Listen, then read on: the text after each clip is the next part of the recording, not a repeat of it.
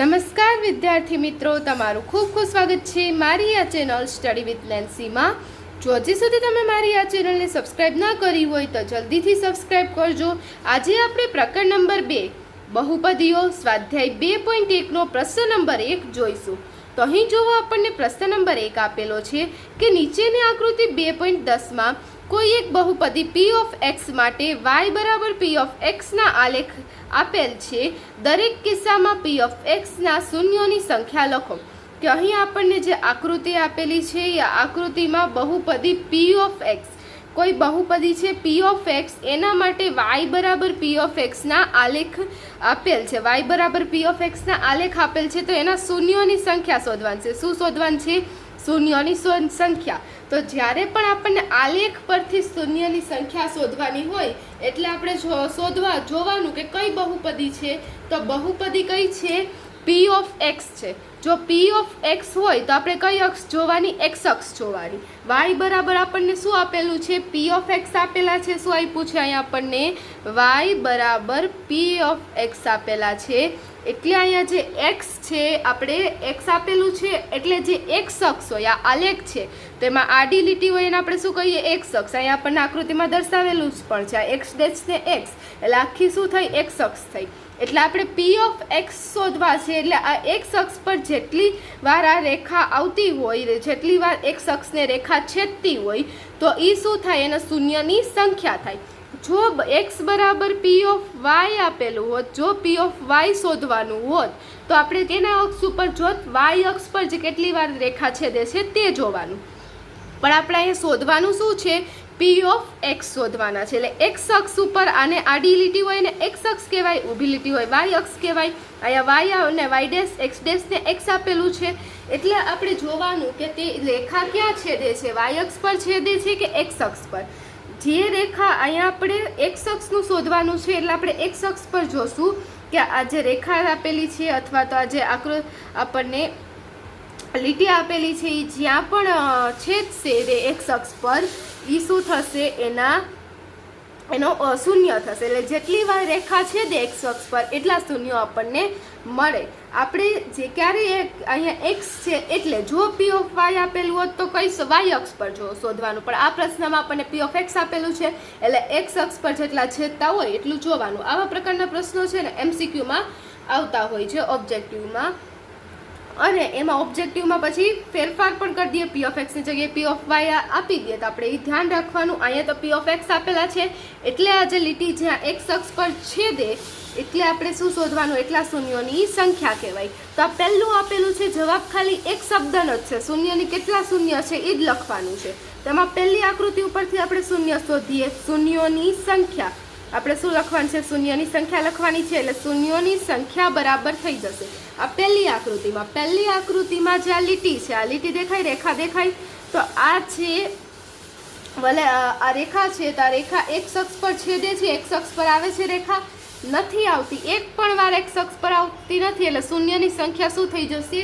0। જો આવી રીતે આ લેખ હોત અને અહીંયા આવતી હોત આવી રીતે x અક્ષ પર તો આનો કેટલો શૂન્ય થઈ જાત? 1 શૂન્ય થઈ જાત, કારણ કે x અક્ષ પર એક વાર આવી, પણ અહીંયા તો x અક્ષ પર એક પણ વાર છેદેલી નથી એટલે આના શૂન્યની સંખ્યા કેટલી આવશે? 0 આવી જશે।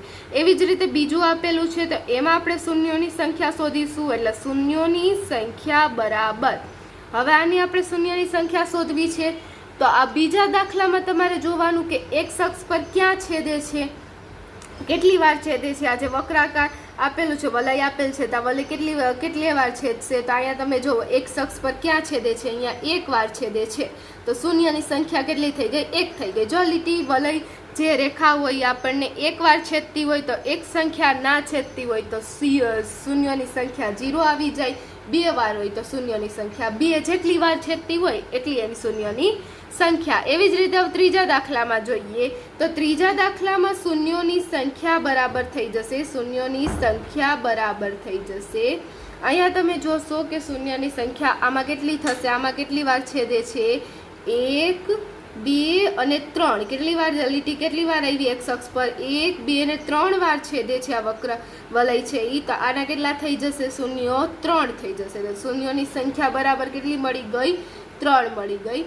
હવે એના પછી જે ચોથો દાખલો છે, ચોથા દાખલામાં શૂન્યની સંખ્યા શોધવી છે.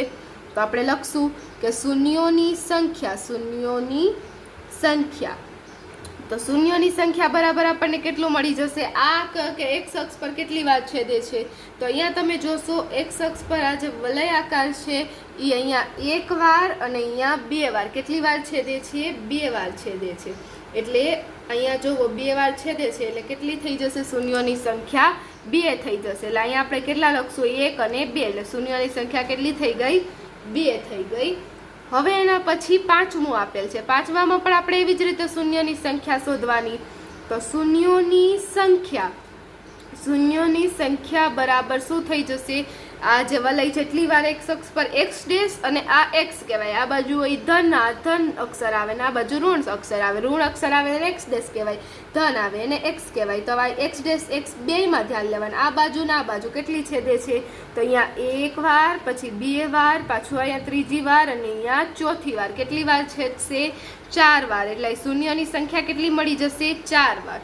જેટલી વાર જે રેખા વલયજી હોય ત્યાં જેટલી વાર